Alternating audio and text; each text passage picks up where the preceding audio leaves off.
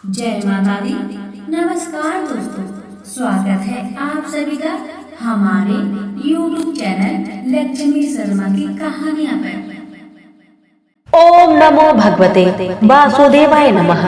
प्यारे भक्तगण, आज आप श्रवण करेंगे मार्गशीर्ष महीने की शुक्ला पक्ष की मोक्षदा एकादशी व्रत की संपूर्ण कथा एक साथ। धर्मराज युधिष्ठिर कहने लगे कि हे भगवान, मैंने मार्गशीर्ष कृष्ण एकादशी अर्थात उत्पन्ना एकादशी का सविस्तार वर्णन सुना। अब आप कृपा करके मुझे मार्गशीर्ष माह के शुक्ला पक्ष की एकादशी के विषय में भी बतलाइए। इस एकादशी का क्या नाम है तथा इसका व्रत का क्या विधान है, इसकी विधि क्या है, इसका व्रत करने से किस फल की प्राप्ति होती है, कृपया यह सब विधान पूर्वक कहिए। भगवान श्री कृष्ण बोले, मार्गशीर्ष माह के शुक्ला पक्ष में आने वाली इस एकादशी को मोक्षदा एकादशी कहा जाता है। यह व्रत मोक्ष देने वाला तथा चिंतामणि के समान सब कामनाएं पूर्ण करने वाला है, जिससे आप अपने पूर्वजों के दुखों को खत्म कर सकते हैं। इसका महात्म्य मैं तुमसे कहता हूँ, ध्यान पूर्वक सुनो। गोकुल नाम के नगर में बैखानस नामक राजा राज्य करता था। उसके राज्य में चारों वेदों के ज्ञाता ब्राह्मण रहते थे। वह राजा अपनी प्रजा का पुत्रवत पालन करता था। एक बार रात्रि में राजा ने एक स्वप्न देखा कि उसके पिता नरक में हैं। उसे बड़ा आश्चर्य हुआ तथा वह विद्वान ब्राह्मणों के पास गया और अपना सपने के बारे में सुनाया। कहा, मैंने अपने पिता को नरक में कष्ट उठाते हुए देखा। उन्होंने मुझसे कहा कि हे पुत्र, मैं नरक में पड़ा हूँ, यहाँ से तुम मुझको मुक्त कराओ। जब से मैंने ये वचन सुने तब से मैं बहुत बेचैन हूँ। चित्त में बड़ी अशांति हो रही है। मुझे इस राज्य, धन, पुत्र, स्त्री, हाथी, घोड़े आदि में कुछ भी सुख प्रतीत नहीं होता। मैं क्या करूँ? राजा ने कहा, हे ब्राह्मण देवताओं, इस दुख के कारण मेरा सारा शरीर जल रहा है। अब आप कृपा करके कोई तप, दान, व्रत आदि ऐसा उपाय बतलाइए जिससे मेरे पिता को मुक्ति मिल जाए। उस पुत्र का जीवन व्यर्थ है जो अपने माता पिता का उद्धार ना कर सके। एक उत्तम पुत्र जो अपने माता पिता तथा पूर्वजों का उद्धार करता है, वह 1000 मूर्ख पुत्रों से अच्छा है। जैसे एक चंद्रमा सारे जगत में प्रकाश कर देता है, परंतु हजारों तारे नहीं कर सकते। ब्राह्मणों ने कहा, हे राजन, जहाँ पास ही भूत, भविष्य, वर्तमान की ज्ञाता पर्वत ऋषि का आश्रम है, आपकी समस्या का हल वो जरूर करेंगे। ऐसा सुनकर राजा मुनि के आश्रम पर गए। उस आश्रम में अनेक शांत चित्त योगी और मुनि तपस्या कर रहे थे। उसी जगह पर्वत मुनि बैठे थे। राजा ने मुनि को साष्टांग दंडवत प्रणाम किया। मुनि ने राजा से उपांग कुशल पूछी। राजा ने कहा कि महाराज, आपकी कृपा से मेरे राज्य में सब कुशल है, लेकिन अकस्मात मेरे चित्त में अत्यंत अशांति होने लगी है। ऐसा सुनकर पर्वत मुनि ने आंखें बंद कर और भूत विचारने लगे। फिर बोले, हे राजा, मैंने योग बल से तुम्हारे पिता के कुकर्मों को जान लिया है। उन्होंने पूर्व जन्म में कामातुर होकर एक पत्नी को रति दी, किंतु स्वाद के कहने पर दूसरे पत्नी को ऋतुदान मांगने पर भी नहीं दिया। इसी पाप कर्म के कारण तुम्हारे पिता को नरक जाना पड़ा। तब राजा ने कहा, इसका कोई उपाय बतलाए। मुनि बोले, हे राजा, आप मार्गशीर्ष एकादशी का उपवास करें और उस उपवास के पुण्य को अपने पिता को संकल्प कर दें। इसके प्रभाव से आपके पिता की अवश्य नरक से मुक्ति होगी। मुनि की ये वचन सुनकर राजा महल में आया और मुनि के कहे अनुसार कुटुंब सहित मोक्षदा एकादशी व्रत किया। इसके उपवास का पुण्य उसने पिता को अर्पण कर दिया। इसके प्रभाव से उसके पिता को मुक्ति मिल गई और स्वर्ग में जाते हुए वे पुत्रों से कहने लगे, हे पुत्र, तेरा कल्याण हो। यह कहकर स्वर्ग चले गए। मार्गशीर्ष मास की शुक्ला पक्ष की मोक्षदा एकादशी का जो व्रत करते हैं, उनके समस्त पाप नष्ट हो जाते हैं। इस व्रत से बढ़कर मोक्ष देने वाला और कोई व्रत नहीं है। इस दिन गीता जयंती मनाई जाती है। साथ ही यह धनुर्मास की एकादशी कहलाती है। अतः इस एकादशी का महत्व कई गुना और भी बढ़ जाता है। इस दिन से गीता पाठ का अनुष्ठान पारण करें तथा प्रतिदिन थोड़ी देर गीता अवश्य पढ़े। प्रेम से बोलिए लक्ष्मी नारायण की जय। ऋषि संदीपनी के आश्रम में कृष्ण और गरीब ब्राह्मण सुदामा में अच्छी दोस्ती हो गई।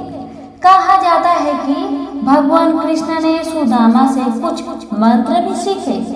एक दिन ऋषि ने उन्हें आग जलाने के लिए जंगल में कुछ लकड़ी लाने के लिए कहा। कृष्ण और सुदामा दोनों लकड़ी लाने एक साथ जंगल में गए। जंगल में दोनों लकड़ी इकट्ठी कर ही रहे थे कि अचानक भयानक तूफान आ गया। सुदामा चिंतित हो गए, लेकिन कृष्ण ने उनका हाथ पकड़कर उन्हें नहीं घबराने का आश्वासन दिया। तूफान गुजरने के बाद लकड़ी लेकर दोनों वापस आश्रम आ गए। कृष्ण ने सुदामा का साथ कभी नहीं छोड़ा।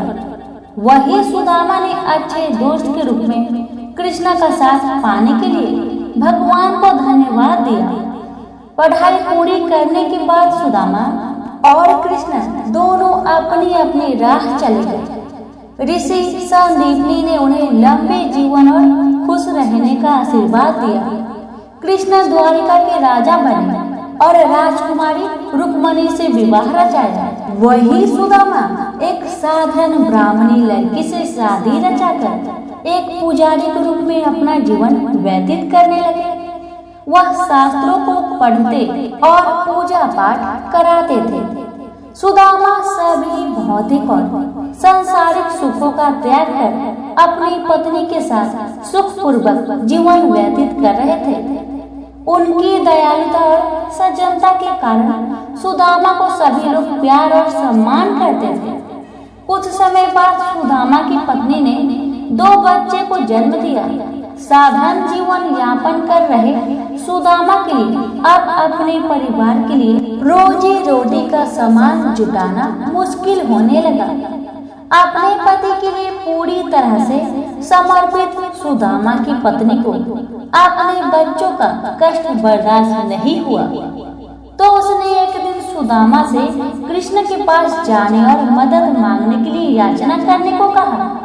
इस पर सुदामा ने अपनी पत्नी को कहा, मैं कृष्ण के पास सहायता मांगने के लिए जा सकता हूँ। कहा वो द्वारिका जैसे महान नगर के राजा और कहा मैं साधारण ब्राह्मण में तो उनका मित्र कहलाने लायक भी नहीं हूँ।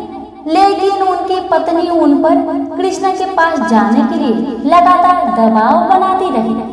हार कर एक दिन सुदामा कृष्ण के पास जाने के लिए तैयार हो गए, लेकिन उन्होंने अपनी पत्नी से कहा, ठीक है, मैं कृष्ण के पास जाने को तैयार हूँ, लेकिन हमारे पास ना तो खाने का एक दाना है और ना ही हमारे पास कपड़े हैं। मैं कृष्ण से मिलूंगा तो उन्हें उपहार में क्या दूंगा? सुदामा की पत्नी ने उनकी बातें सुनकर कहा, आपने ही तो कहा था कि कृष्ण को चिवड़ा बहुत पसंद है, मैं पड़ोसी से कुछ मांग लूंगी। फिर उनकी पत्नी अपने पड़ोसी के यहाँ गई और उनसे मुट्ठी भर चिवड़ा मांग लाई और कपड़े की पोटली में बांधकर सुदामा को कृष्ण के पास जाने के लिए तैयार किया। कई दिनों तक जंगल में चलने के बाद सुदामा महान द्वारिका नगरी के द्वार पर पहुँचे। द्वारिका नगरी का द्वार सोने का बना हुआ था और सूर्य की रोशनी में चमक रहा था। सुदामा जब द्वार में प्रवेश कर रहे थे तो द्वारपाल ने उन्हें रोका और उनसे द्वारिका आने का कारण पूछा। सुदामा ने जवाब दिया, मैं कृष्ण से मिलने आया हूँ। द्वारपाल हंसा और सुदामा का मजाक उड़ाते हुए कहा, तुम्हें ऐसा क्यों लगता है कि हमारे राजा तुम जैसे गरीब ब्राह्मण से मिलेंगे? सुदामा ने जवाब दिया, क्योंकि मैं उनका मित्र हूँ। यह सुनकर द्वारपाल ने जोर से ठहाका लगाया, लेकिन बार बार सुदामा के कहने पर द्वारपाल कृष्ण के पास गया और बोला, महाराज, राज्य के दरवाजे पर एक गरीब ब्राह्मण आया है जो निश्चित ही पागल जान पड़ता है। उसका कहना है कि वो आपका मित्र है और खुद का नाम सुदामा बता रहा है। कृष्णा ने जैसे ही यह सुना, वह सिंहासन से कूद पड़े और नंगे पांव सड़कों पर दौड़ते हुए द्वार तक पहुंचे। खुशी के आंसुओं के साथ उन्होंने सुदामा का स्वागत किया और पूछा, प्रिय मित्र, इतने दिनों से तुम कहाँ थे? मैं तुम्हें बहुत याद कर रहा था। कृष्ण से मिलकर सुदामा भी बहुत खुश हुए। वे यह देखकर आश्चर्यचकित रह गए कि कृष्ण खुद उन्हें लेने के लिए द्वार तक आए। कृष्ण के महल में पहुंचकर सुदामा वहां के वैभव को देखकर चकित रह गए।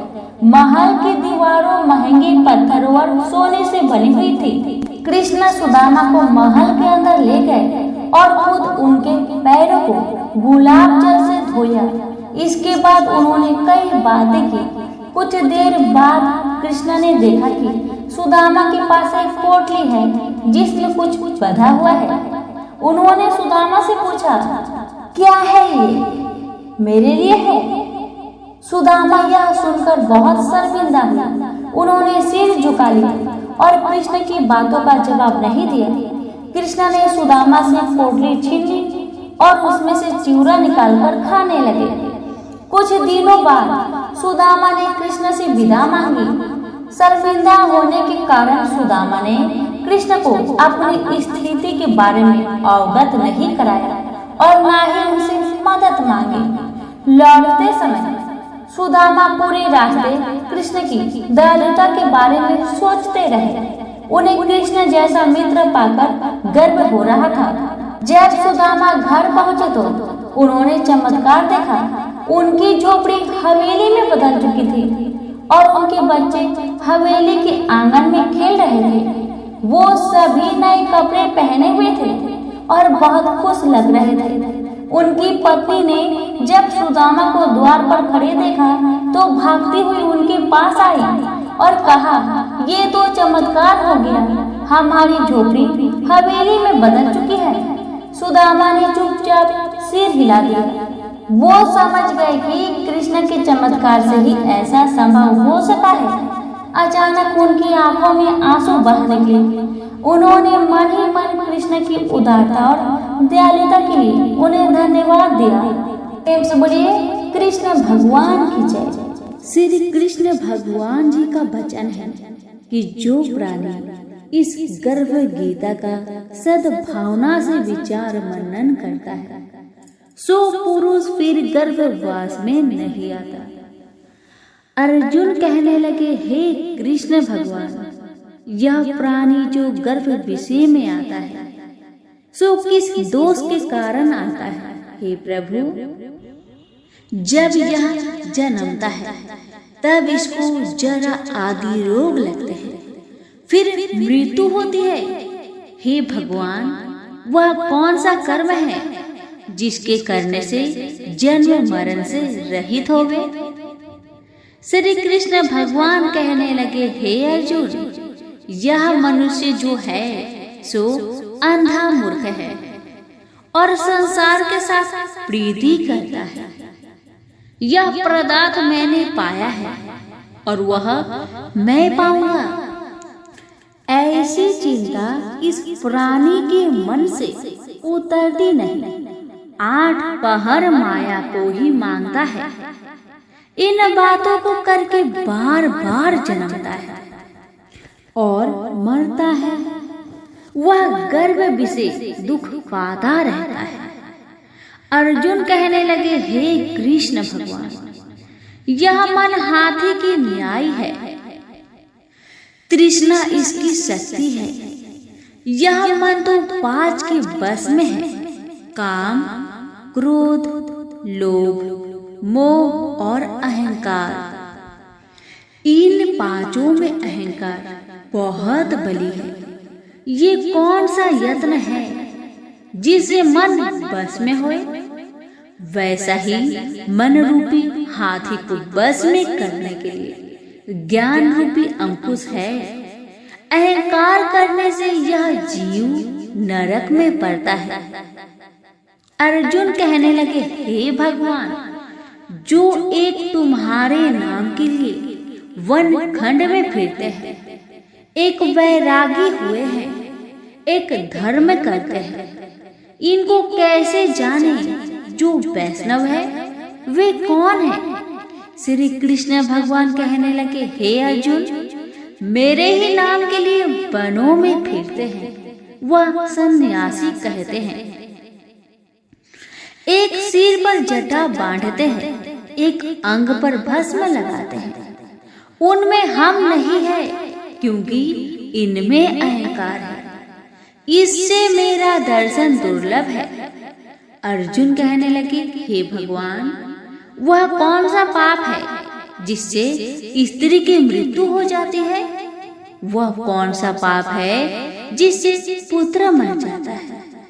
और नपुंसक कौन से पाप से होते हैं?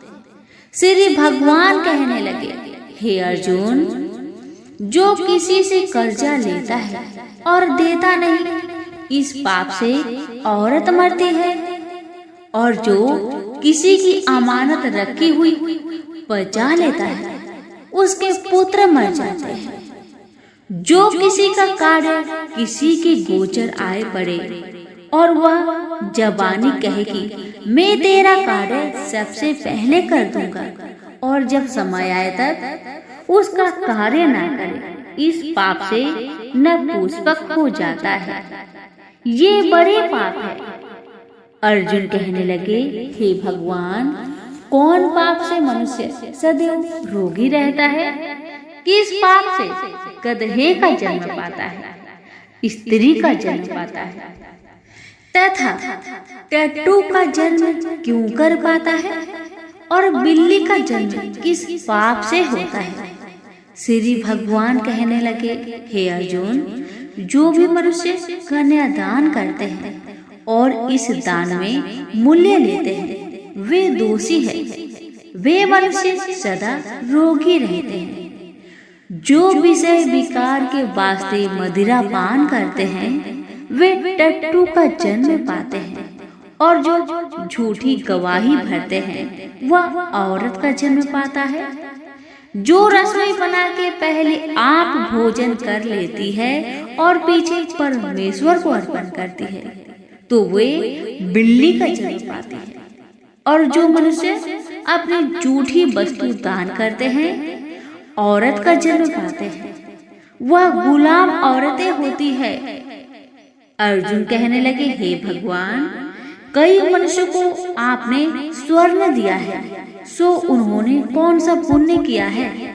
और कई मनुष्यों को आपने हाथी घोड़ा रथ दिए हैं, उन्होंने कौन सा पुण्य किया है? श्री भगवान कहने लगे, हे अर्जुन, जिन्होंने स्वर्ण दान किया है, उनको हाथी घोड़े वाहन मिलते हैं। जो परमेश्वर के निमित्त कन्या दान करते हैं, सो पुरुष का जन्म पाते हैं।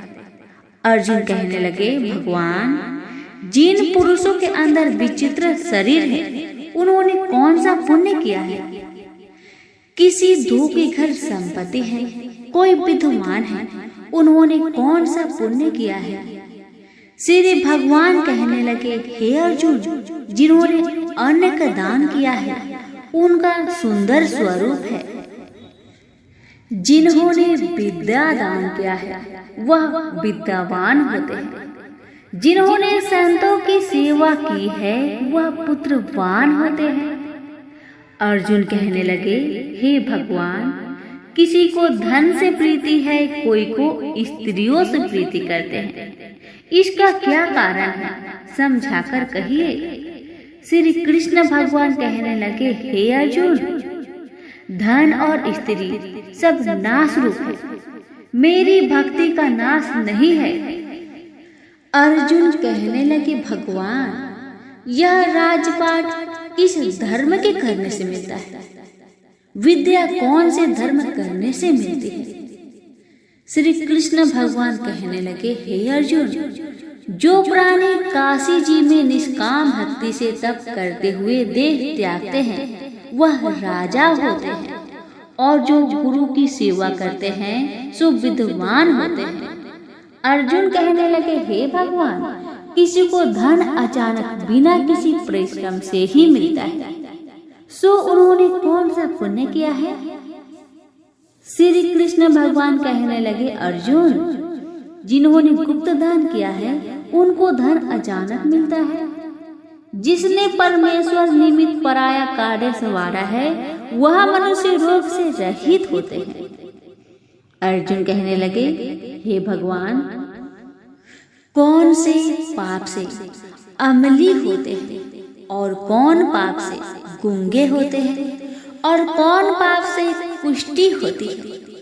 श्री कृष्ण भगवान कहने लगे, हे अर्जुन, जो आदमी निज कुल की स्त्री से गमन करते हैं सो अमली होते हैं। जो गुरु से विद्या पढ़कर मुकर जाते हैं सो गूंगे होते हैं। जिन्होंने गो घात किया है वे पुष्टि होते हैं। अर्जुन कहने लगे, हे भगवान, जिस किसी पुरुष की देह में रक्त का विकार होता है वह किस पाप से होता है? और कोई दरिद्र होते हैं, किसी को खरक वायु होती है, और कोई अंधे होते हैं, तो कोई पंगुल होते हैं, सो कौन से पाप से रहित होते हैं? और कई स्त्रियां बाल विधवा होती है, तो यह किस पाप से होती है? श्री कृष्ण भगवान कहने लगे, हे अर्जुन, जो सदा क्रोधवान रहते हैं उन्हें रक्त विकार होता है। जो मलिन रहते हैं वह सदा दरिद्र होते हैं। जो कुकर्मी ब्राह्मण को दान देते हैं उनके खरक वायु होते हैं। जो पराई स्त्री को निर्वस्त्र देखते हैं, गुरु की पत्नी को दृष्टि करते हैं, सो अंधे होते हैं।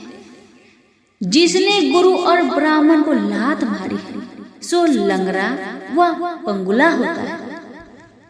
जो औरत अपने पति को छोड़कर पराये पुरुषों से संग करती है सो वह बाल विधवा होती है। अर्जुन कहने लगे, हे भगवान, आप पर ब्रह्मा हो, आपको नमस्कार है। आगे में आपको संबंधी जानता था, परंतु अब मैं ईश्वर रूप जानता हूँ। हे पर ब्रह्मा, गुरु दीक्षा कैसी होती है? सो कृपा करके मुझको कहिए। श्री कृष्ण भगवान बोले, हे अर्जुन, तुम धन्य हो, तुम्हारे माता पिता भी धन्य हैं जिनके तुम ऐसे पुत्र हो।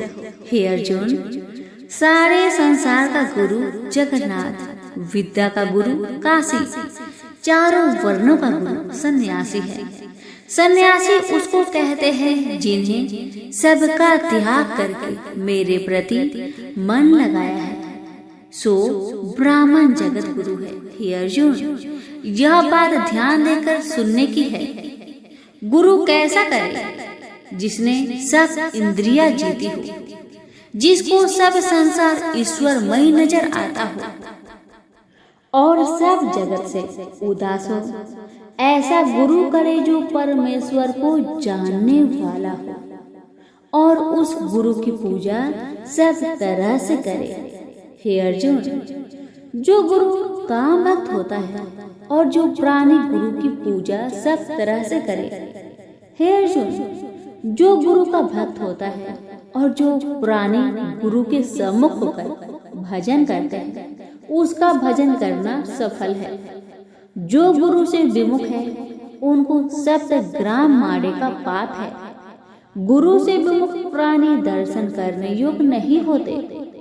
जो गृहस्थी संसार में गुरु के बिना है चांडाल के समान है। जिस तरह मदिरा का भंडार हो उसमें जो गंगा जल है सो अपवित्र है, इसी तरह गुरु से विमुख का भजन सदा अपवित्र होता है। उसके हाथ का देवता भी नहीं लेते, उसके सब कर्म निष्फल है। कुकर, शुकर, गंधर्व, काग, ये सब की सब योनियों में बड़ी खोटी योनि है। इन सब से यह मनुष्य खोटा है जो गुरु नहीं करता। गुरु बिना गति नहीं होती, यह अवश्य नरक हो जाएगा। गुरु दीक्षा बिना प्राणी के सब कर्म निष्फल होते हैं। हे अर्जुन, जैसे चारों वर्णों को मेरी भक्ति करना योग है, तैसे गुरु धार के गुरु भक्ति करना योग है। जैसे गंगा नदियों में उत्तम है, सब व्रतों में एकादशी का व्रत श्रेष्ठ है, वैसे ही अर्जुन शुभ कर्मों में गुरु सेवा उत्तम है। गुरु दीक्षा बिना प्राणी पशु योनि पाता है। जो धर्म भी करता है सो पशु योनि में फल भोगता है, 84 योनियों में भ्रमता रहता है। अर्जुन कहने लगे, हे श्री कृष्ण भगवान, गुरु दीक्षा क्या वस्तु है? कृष्ण भगवान कहने लगे, हे अर्जुन, धन्य जन्म है तेरा जिसने यह प्रश्न किया है, तू धन्य है। गुरु दीक्षा के 2 अक्षर है, हरिओम। इन अक्षरों को गुरु कहता है। यह चारों वर्णों को अपनाना श्रेष्ठ है। हे अर्जुन, जो गुरु की सेवा करता है उस पर मेरी प्रसन्नता है। वह 84 से छूट जाएगा, जन्म मरण से रहित हो, नरक नहीं भोगता। गुरु की सेवा करता है उसको कई अश्वमेध यज्ञ के पुण्य का फल मिलता है। गुरु की सेवा मेरी सेवा है। हे अर्जुन, हमारे तुम्हारे संवाद को जो पढ़े सो गर्भ के दुख से बचेंगे, 84 कट जाएगी। इसी से इस पाठ का नाम गर्भ गीता है। श्री कृष्ण भगवान जी के मुख से अर्जुन ने श्रवण की है, गुरु दीक्षा लेना उत्तम कर्म है। उसका फल है कि नरक से वह 84 जीव से बचा रहता है। भगवान बहुत प्रसन्न होते हैं। सभी प्रेम से बोलिए, श्री कृष्ण भगवान की जय। एक समय नैमिषारण्य तीर्थ में सौनकादि 88,000 ऋषियों ने श्री सूत जी से पूछा, हे प्रभु, इस कलयुग में वेद विद्या रहित मनुष्य को प्रभु भक्ति किस प्रकार मिलेगी तथा उनका उद्धार कैसे होगा?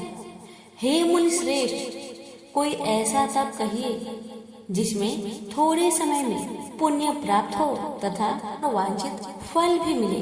कथा सुनने की हमारी इच्छा है। सर्व शास्त्र ज्ञाता श्री सूत जी बोले, हे वैष्णवों में पूज्य, आप सबने प्राणियों के हित की बात पूछी है। अब मैं उस श्रेष्ठ व्रत को आप लोगों से कहूँगा जिस व्रत को नारद जी ने लक्ष्मी नारायण से पूछा था और श्री लक्ष्मीपति ने मुनि श्रेष्ठ नारद जी से कहा था।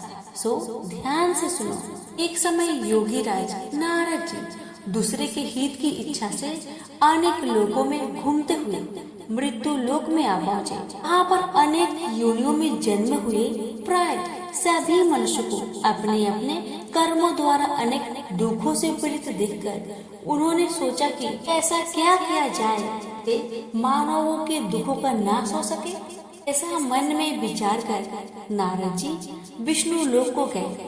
वहाँ श्वेत वर्ण और 4 भुजाओं वाले देवों के इस नारायण को, जिनके हाथ में शंख चक्र गदा और पद्म थे तथा वरमाला पहने हुए थे, यह देखकर नारद जी स्तुति करने लगे, हे भगवान, आप अत्यंत शक्ति से संपन्न हैं।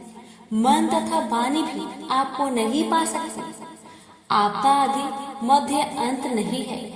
निर्गुण स्वरूप सृष्टि के कारण भक्तों के दुखों को नष्ट करने वाले हैं। आपको मेरा नमस्कार है। नारद जी से इस प्रकार की स्तुति सुनकर विष्णु भगवान बोले, हे मुनि श्रेष्ठ, आपके मन में क्या है? आपका किस काम के लिए यहाँ आगमन हुआ है? वो सब निसंकोच कहिए। तब नारद मुनि बोले, मृत्यु लोक में सब मनुष्य जो अनेक योनि में पैदा हुए हैं, अपने अपने कर्मों द्वारा अनेक प्रकार के दुखों से दुखी हो रहे हैं। हे नाथ, मुझ पर दया रखते हैं तो बताइए तो उन मनुष्य के सब दुख थोड़े से प्रयत्न से कैसे दूर हो सकते हैं? श्री भगवान जी बोले, हे नारायण, मनुष्यों की भलाई के लिए तुमने बहुत ही अच्छी बात पूछी है, जिसके करने से मनुष्य मोह से छूट जाता है। वह मैं कहता हूँ, सुनो। पुण्य देने वाले स्वर्ग तथा मृत्यु लोक दोनों में दुर्लभ एक उत्तम व्रत है। आज मैं प्रेमवश होकर तुमसे कहता हूँ, श्री सत्यनारायण भगवान का व्रत अच्छी तरह विधान पूर्वक करके मनुष्य तुरंत ही यहाँ सुख भोग कर मरने पर मोक्ष को प्राप्त होता है। कि भगवान के वचन सुनकर नारद मुनि बोले कि उस व्रत का फल क्या है, क्या विधान है, किसने यह व्रत किया था और किस दिन यह व्रत करना चाहिए, विस्तार से कहिए। भगवान बोले, दुख शोक आदि को दूर करने वाला, धन धान्य को बढ़ाने वाला, सौभाग्य तथा संतान को देने वाला यह व्रत सब स्थानों पर विजयी करने वाला है। भक्ति और श्रद्धा के साथ किसी भी दिन मनुष्य श्री सत्यनारायण जी की शाम के समय ब्राह्मणों और बंधुओं के साथ धर्म परायण होकर पूजा करे। भक्ति भाव से निवत केले का फल, घी, दूध और गेहूं का चूर्ण सवाया ले।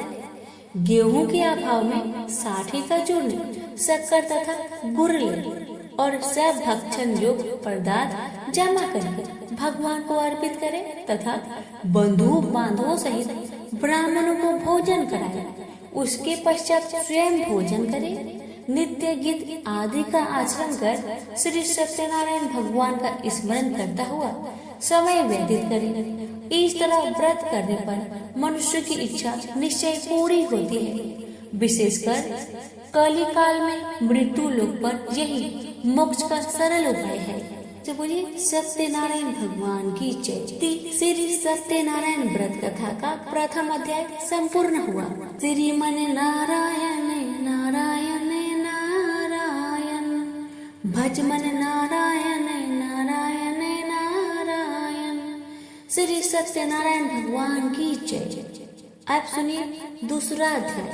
सूत जी बोले, हे ऋषियों, जिसने पहले समय में इस व्रत को किया है उसका इतिहास कहता हूँ, ध्यान से सुनो। सुंदर काशीपुरी नगरी में एक अत्यंत निर्धन ब्राह्मण रहता था। वह भूख प्यास से बेचैन हुआ नित्य पृथ्वी पर घूमता था। ब्राह्मणों से प्रेम करने वाले भगवान ने ब्राह्मण का रूप धारण कर उसके पास जाकर आदर के साथ पूछा, हे ब्रीप, नित्य दुखी हुआ पृथ्वी पर क्यों घूमता है? दीन ब्राह्मण बोला, मैं निर्धन ब्राह्मण हूँ, भिक्षा के लिए पृथ्वी पर फिरता हूँ। हे भगवान, यदि आप इसका उपाय जानते हैं तो कृपा करके कहिए।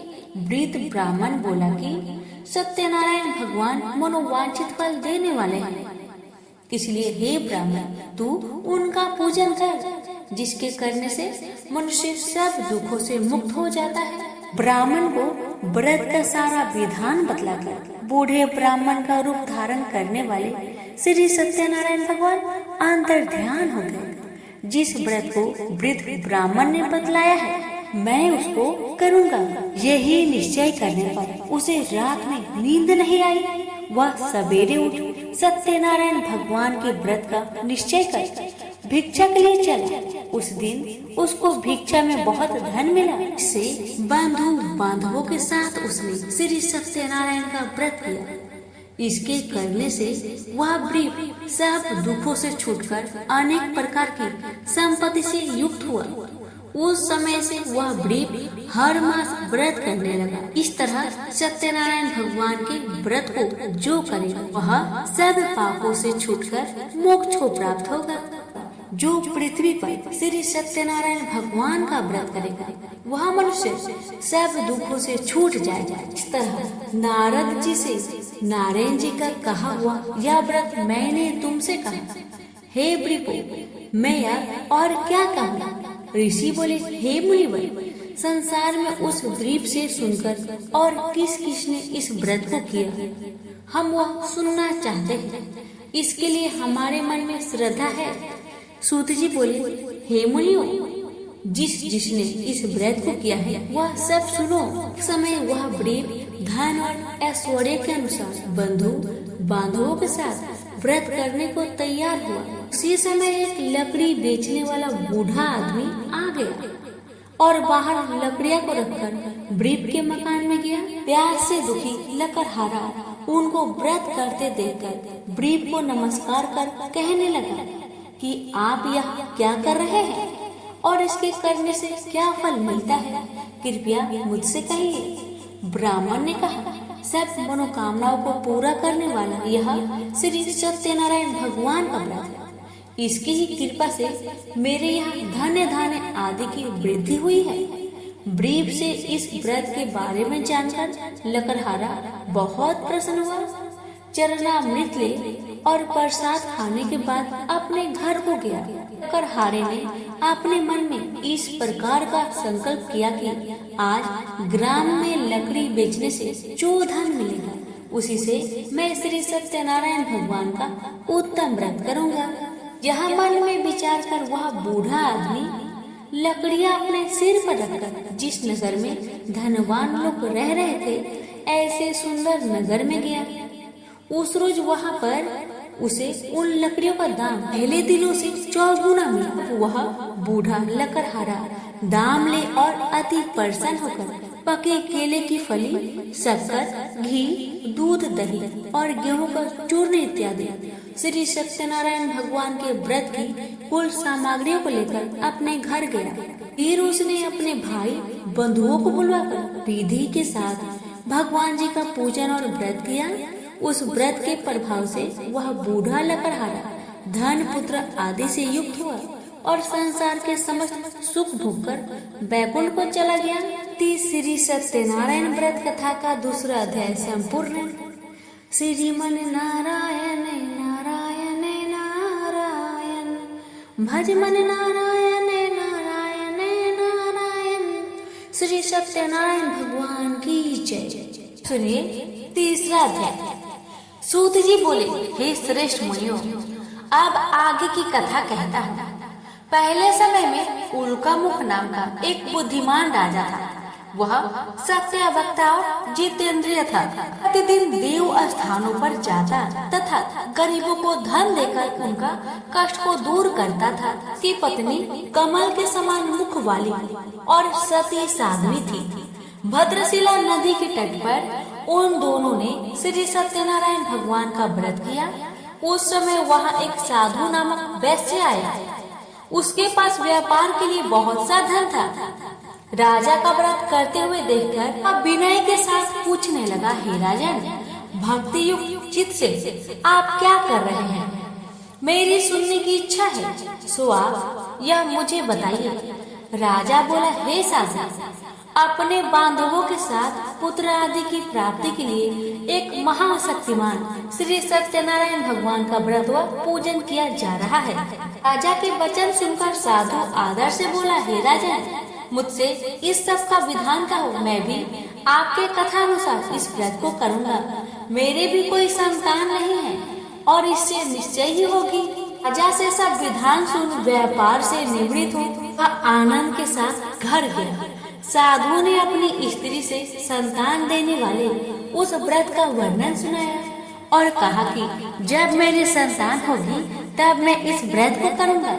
साधु ने ऐसे वचन अपनी स्त्री लीलावती से कहे। एक दिन उसकी स्त्री लीलावती पति के साथ आनंदित हो सांसारिक धर्म में प्रवृत्त होकर श्री सत्यनारायण भगवान की कृपा से गर्भवती हो गई तथा 10वें महीने में उसके एक सुंदर कन्या का जन्म हुआ। दिनों दिन वह इस तरह बढ़ने लगी जैसे शुक्ल पक्ष का चंद्रमा बढ़ता है। कन्या का नाम कलावती रखा गया। तब लीलावती ने मीठे शब्द में अपने पति से कहा कि जो आपने संकल्प किया था कि सत्यनारायण भगवान का व्रत करूंगा, अब आप उसे करिए। साधु बोला, हे प्रिय, इसके विवाह पर करूंगा। इस प्रकार अपनी पत्नी को अनुशासन दे वह नगर को गया। कलावती पितृगृह में वृद्धि को प्राप्त हो गई। साधु ने जब नगर में सखियों के साथ अपनी पुत्री को देखा तो तुरंत ही दूत को बुलाकर कहा कि कन्या के लिए कोई सुयोग वर देखकर लाओ। साधु की आज्ञा पाकर दूत कंचन नगर में पहुंचा और वहां पर खोज और देखभाल कर लड़की के लिए सुयोग बानिक पुत्र को ले आया। उस सुयोग लड़के को देखकर साधु ने अपने बंधु बांधवों सहित प्रसन्नचित्त अपनी पुत्री का विवाह उसके साथ कर दिया। किंतु दुर्भाग्य से विवाह के समय वह व्रत को करना भूल गया। श्री भगवान क्रोधित हो गए और श्राप दिया कि तुम्हें दारुण दुख प्राप्त होगा। अपने कार्य में कुशल साधु बनिया जमाता सहित समुद्र के समीप स्थित होकर रत्नासारपुर नगर में गया और वहां दोनों ससुर जमाई चंद्रकेतु राजा के उस नगर में व्यापार करने लगे। एक बार भगवान श्री सत्यनारायण की माया से प्रेरित कोई चोर राजा का धन चुराकर भाग जा रहा था, किंतु राजा के दूतों को आता देखकर चोर ने घबराकर भागते हुए राजा के धन को वही चुपचाप रख दिया जहां वे ससुर जमाई ठहरे हुए थे। जब दूतों ने साधु वैश्य के पास राजा के धन को रखा देखा तो दोनों को बांध कर ले गया और प्रसन्नता से दौड़ते हुए राजा के समीप जाकर बोला, यह दो चोर हम पकड़ कर लाए हैं, कर आज्ञा दे। तब राजा की आज्ञा से उनको कठिन कारावास में डाल दिया गया और उनका धन छीन लिया गया। श्री सत्यनारायण भगवान के श्राप द्वारा उसकी पत्नी भी घर पर बहुत दुखी हुई और घर में जो धन रखा था चोर चुरा कर ले गए। शारीरिक व मानसिक पीड़ा तथा भूख प्यास से अति दुखी हो अन्न की चिंता में कलावती एक ब्राह्मण के घर गई। वहाँ उसने श्री सत्यनारायण भगवान का व्रत होते देखा, कथा सुनी तथा प्रसाद ग्रहण कर रात को घर आई। माता ने कलावती से कहा, हे पुत्री, अभी तक तुम कहाँ रही? तेरे मन में क्या है? कलावती बोली, हे माता, मैंने एक ब्राह्मण के घर में श्री सत्यनारायण भगवान का व्रत देखा। कन्या के वचन सुनकर लीलावती भगवान के पूजन की तैयारी करने लगी। लीलावती ने परिवार और बंधुओं सहित श्री सत्यनारायण भगवान का पूजन किया और वर मांगा कि मेरे पति और दामाद शीघ्र घर आ जाए। साथ ही प्रार्थना की कि हम सबका अपराध क्षमा करें। श्री सत्यनारायण भगवान इस व्रत से संतुष्ट हो गए और राजा चंद्रकेतु को सपने में दर्शन देकर कहा, हे राजन, दोनों वैश्य को प्रता ही छोड़ दो और उनका सब धन जो तुमने ग्रहण किया है दे दो, नहीं तो मैं तेरा धन, राज्य, पुत्र आदि नष्ट कर दूंगा। राजा से ऐसा वचन कहकर भगवान अंतर्ध्यान हो गए। प्रातःकाल राजा चंद्रकेतु ने सभा में अपना सपना सुनाया। फिर दोनों वानिक पुत्रों को कैद से मुक्त कर सभा में बुलाया। दोनों ने आते ही राजा को नमस्कार किया। राजा मीठे वचनों में बोला, हे महान भाव, भाग्यवश ऐसा कठिन दुख तुम्हें प्राप्त हुआ, अब तुम्हें कोई भय नहीं। ऐसा कहकर राजा ने उनको नए नए वस्त्र भूषण पहनाए तथा उनका जितना धन लिया था उससे दुगुना धन देकर आदर से विदा किया। दोनों वैश्य अपने घर को चल दिए। श्री सत्यनारायण व्रत कथा तीसरा अध्याय संपूर्ण हुआ। श्रीमन नारायण नारायण नारायण, भज मन नारायण नारायण नारायण। श्री सत्यनारायण भगवान की जय। अब सुनिए चतुर्थ अध्याय। जी बोली, वैश्य ने मंगलवार करके यात्रा आरंभ की और अपने नगर को चल दिए। उनके थोड़ी दूर निकलने पर डंडी भेषधारी श्री सत्यनारायण ने उनसे पूछा, हे साधु, तेरे नाम में क्या है? अभिमानी वानिक हंसता हुआ बोला, हे डंडी, आप क्यों पूछते हो? क्या धन लेने की इच्छा है? मेरी नाव में तो बेल और पत्ते भरे हैं। वैश्य का कठोर वचन सुनकर श्री भगवान ने कहा, तुम्हारा वचन सत्य हो। डंडी ऐसा कहकर वहाँ से दूर चले गए। कुछ दूर जाकर समुद्र के किनारे बैठ गए। डंडी के जाने पर वैश्य ने नित्य क्रिया करने के बाद नाव को ऊंची उठी देखकर अचंभा किया तथा नाव में बेल पत्ते आदि देखकर मूर्छित हो गया, जमीन में गिर पड़ा। मूर्छा खोलने पर अत्यंत शोक प्रकट करने लगा। तब उसका दामाद बोला, आप शोक ना करें, यह डंडी का श्राप है, अतः उनकी शरण में चलना चाहिए हमें, तभी हमारी मनोकामना पूरी होगी। दामाद के वचन सुनकर वह डंडी के पास पहुंचा और अत्यंत भक्ति भाव से नमस्कार करके बोला, मैंने जो आपसे असत्य वचन कहे थे उसको क्षमा करें। ऐसा कहकर महान शोकातुर रोने लगा। तब डंडी भगवान बोले, हे वानिक पुत्र, मेरी आज्ञा से बार बार तुम्हें दुख प्राप्त हुआ है, मेरी पूजा से विमुख हुआ।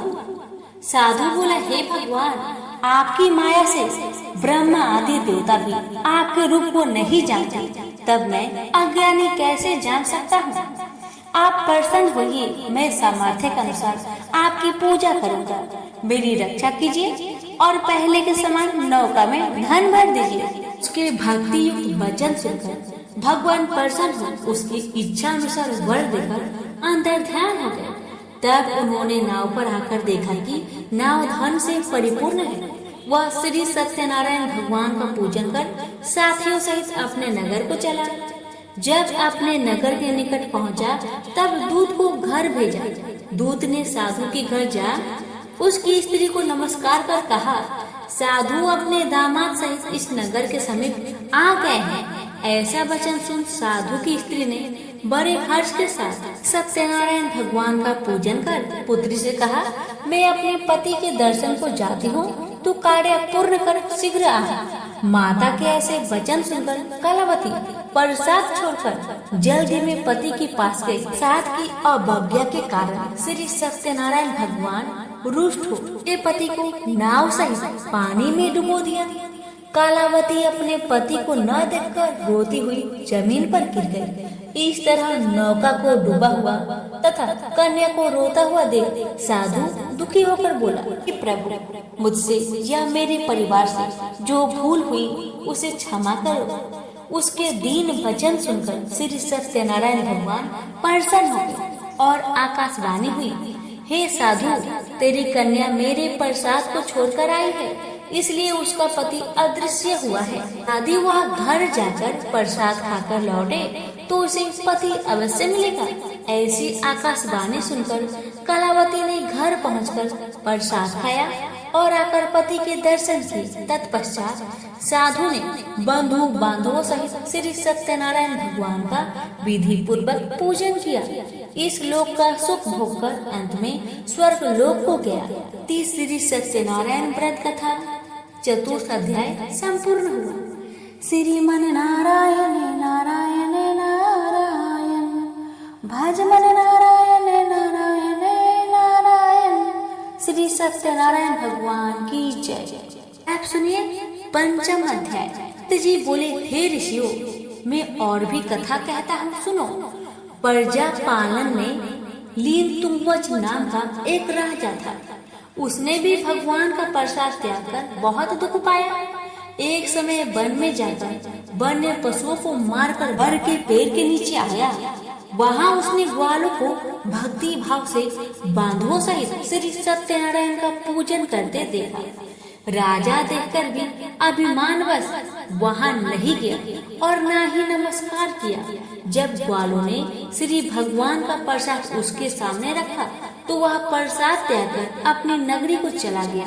वहाँ उसने अपना सब कुछ नष्ट पाया तो वह जान गया कि यह सब भगवान ने किया है। तब वह विश्वास कर ग्वालों के समीप गया और विधि पूर्वक पूजन कर प्रसाद खाया तो श्री सत्यनारायण भगवान की कृपा से सब कुछ पहले जैसा ही हो गया। दीर्घ काल तक सुख भोग कर मरने पर स्वर्ग को गया। जो मनुष्य परम दुर्लभ व्रत को करेगा, भगवान की कृपा से उसे धन्य धान्य की प्राप्ति होगी। निर्धन धनी और बंदी बंधन से मुक्त होकर निर्भय हो जाता है। संतानहीनों को संतान प्राप्त होती है तथा सब मनोरथ पूर्ण होता है। अंत में बैकुंठ धाम की प्राप्ति होती है। जिन्होंने पहले इस व्रत को किया, अब उनके दूसरे जन्म की कथा कहता हूँ। वृद्ध सनातन ब्राह्मण ने सुदामा का जन्म लेकर मोक्ष पाया। लकड़हारे ने अगले जन्म में निषाद बनकर मोक्ष प्राप्त किया। उल्कामुख नाम का राजा दशरथ होकर बैकुंठ को प्राप्त हुआ। साधु नाम के वैश्य ने मोर ध्वज बनकर अपने पुत्र को आड़े से चीरकर मोक्ष को प्राप्त किया। महाराज तुम ध्वज ने स्वयंभू होकर भगवान में भक्ति युक्त हो कर्म कर मोक्ष प्राप्त किया। इति श्री सत्यनारायण व्रत कथा पंचम अध्याय संपूर्ण हुआ। श्रीमन नारायण नारायण नारायण, भज मन नारायण नारायण नारायण।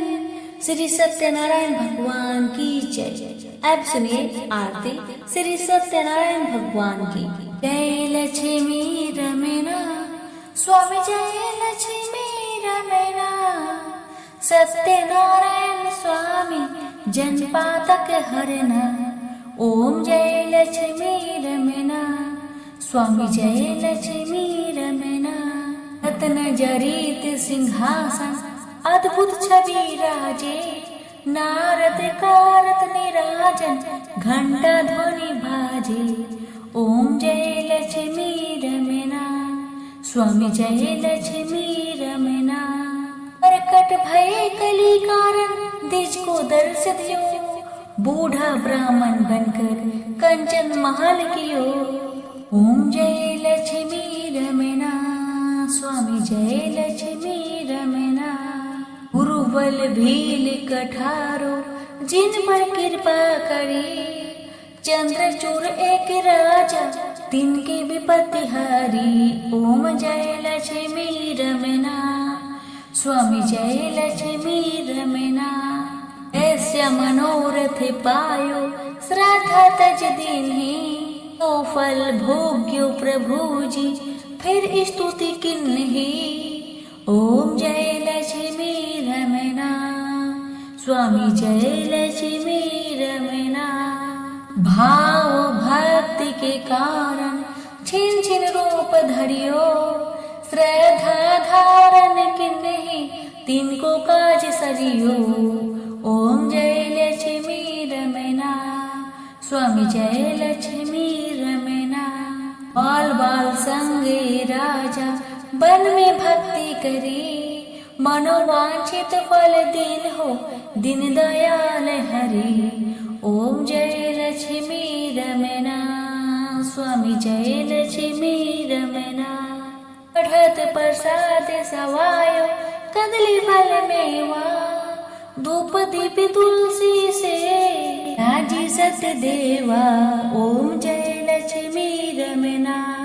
स्वामी जय लक्ष्मी रमना। श्री सत्यनारायण जी की आरती जो कोई नर गावे। स्वामी जो कोई नर गावे।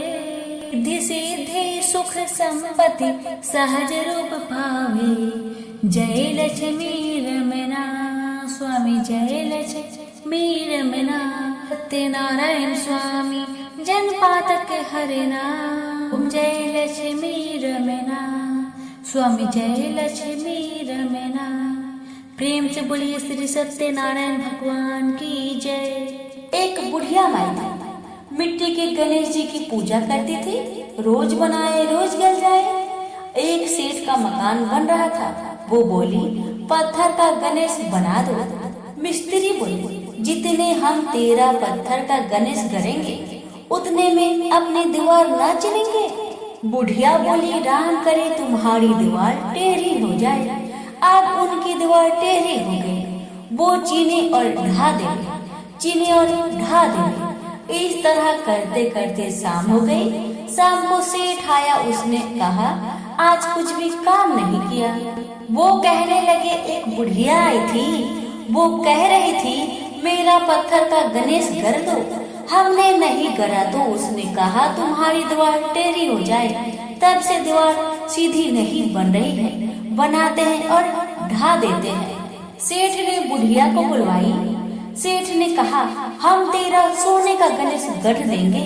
हमारी दीवार सीधी कर दो। सेठ ने बुढ़िया को सोने का गणेश गढ़ दिया। सेठ की दीवार सीधी हो गई।